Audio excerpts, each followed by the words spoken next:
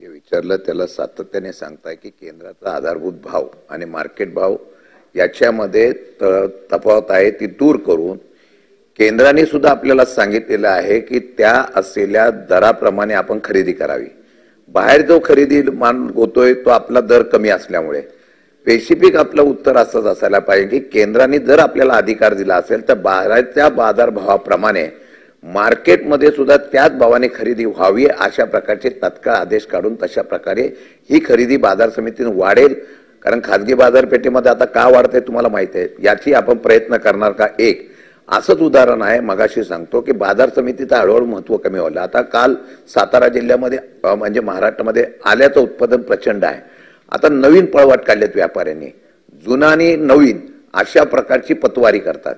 खरं म्हणतं तर आलं उत्पादन झाल्यानंतर जुना नवीन तर पतवारी करण्याची गरज नाही, कारण नवीनला मग कमी दर आणि जुन्याला जास्त असं देत आहे।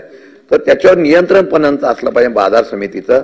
आपण या व्यापाऱ्यांना सुद्धा अशा प्रकारचं आल्याचं सुद्धा उत्पादन आहे, लोकांनी आता आंदोलनं सुरू केलेली आहेत आणि म्हणून अशा प्रकारची नवीन जुनीची पतवारी रद्द करावी आणि बाजार समितीतून एकाच ह्याच्यातून खरेदी करून त्याचा विक्री व्हावी आणि खरेदी झाली पाहिजे अशा प्रकारचा आदेश सुद्धा आपण सूचना करून काढणार आहात का?